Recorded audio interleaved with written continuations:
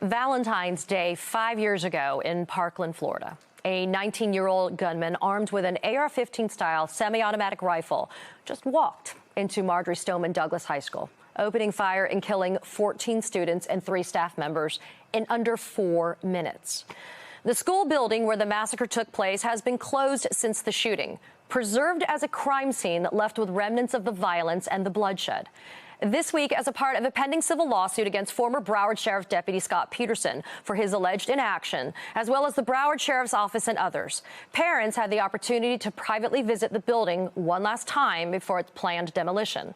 Many left with the heartbreaking last memories of their child from that life-altering day.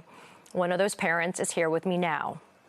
I have the honor of having Max Schachter, founder and CEO of Safe Schools for Alex, here. Max is the parent of Alex Schachter, who was just 14 years old when he was killed in the Marjory Stoneman Douglas High School shooting.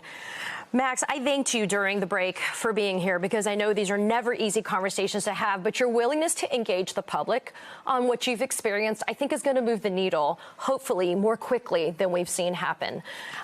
We were talking about how you had the opportunity to go and visit Marjory Stoneman Douglas, but more specifically the building where your son, who was a freshman at the time, was murdered, and you had the chance to go to his classroom. Can you share with our viewers and with me how that was for you to have this chance? Because I had read, Max, that for the longest time you didn't want to get into the minutia. You didn't want to know the details, and so you were surprised when you kind of said, I'm going to do this. I'm going to go see where my son Alex died.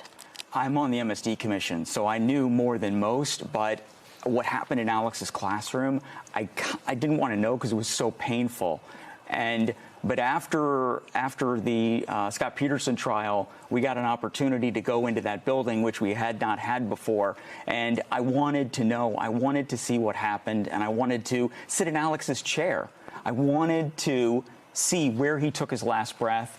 And when I got in there, I had no idea that it was going to be a war zone. It was a horror movie. There was blood everywhere.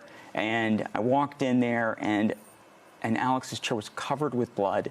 There was blood all over the floor. There was actually an English paper that he was working on that was on the ground. And it was extremely painful to see that, knowing that Alex went through this.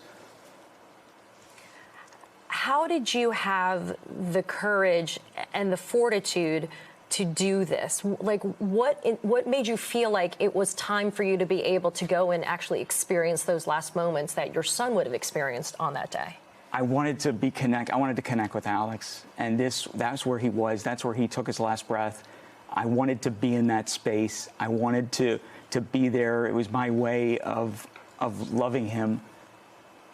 You were given maybe a couple of days later, after you walked the halls of Marjory Stoneman Douglas, a box. It had Alex's backpack, his lunchbox, and some other of his personal belongings. Yeah. It was taped. It had biohazard tape on it.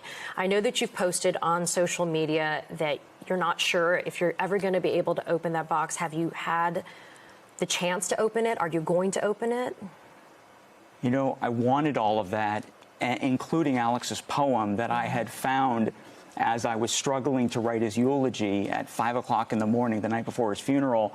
My son, Alex's older brother, Ryan, said, "Dad, why don't we look in his trash can?" And what we found was a crumpled up poem that was called "Life is Like a Roller Coaster." I didn't even know he had written it, and I wanted the original back. He had handed in to his English teacher. He was killed in English class. And I wanted that original back, and I wanted anything that was Alex's. Alex wore that backpack that day. I wanted that back as well. But when I got this box where it said defect on it, I didn't know what that meant. And then the prosecutors were telling me that a defect is something that has a bullet strike through it.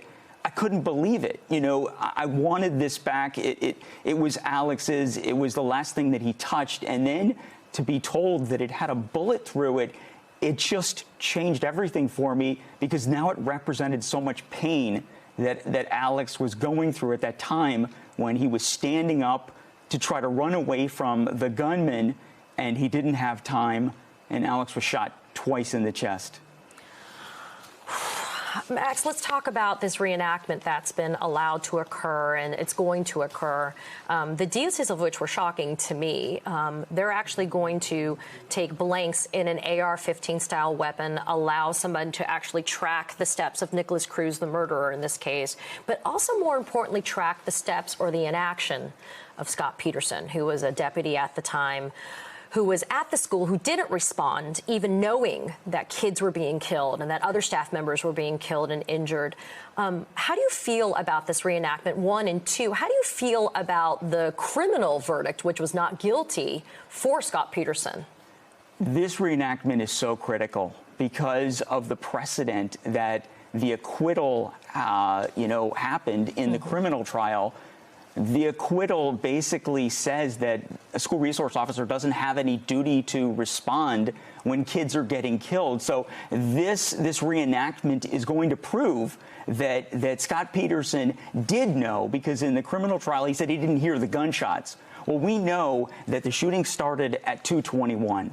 By 2:23, he was dropped off at the front of that building. Now, there's 13 buildings on this campus. He was dropped off at one building, the 1200 building, which is where the gunman went into the building and started shooting. And when he arrived there at 2:23 was the same time that the murderer killed Aaron Feiss. So this reenactment is critical. It's going to show that there's no possible way that he didn't hear those gunshots. He was feet away from that building, and then he went and retreated. There was 70 gunshots of an AR-15 going off. There's absolutely no possible way that he didn't hear, and he stood back. All officers have to know, that they are going to be held responsible, and there are going to be repercussions if they retreat for 40 minutes when kids are dying and bleeding in that building. We've got to correct the injustice that happened in the criminal trial. Let's talk about correcting that injustice. You have said you want to take your anguish and you want to convert it. You want to make it into advocacy. Tell our viewers about what you are doing, going to D.C., the reintroduction of Alyssa's Law, safer schools for Alex. Like, what are you doing to be able to change your pain and make it into advocacy? I'm definitely going to do that up in Washington, D.C., but the more immediate thing is that after going through that building, I shouldn't have to go through that building by myself. Okay.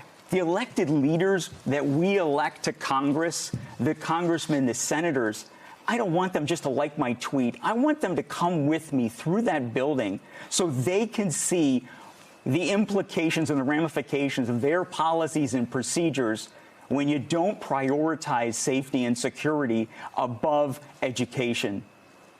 Because you can't teach dead kids, and I want all of these legislators from around the country. It just doesn't have to be from Florida. They should all come with me. Join forces with the Parkland families, the 17 families that lost their loved ones. They all should come with me. Walk next to me through that building. See what happened. And I think we would have a much safer world if that happened.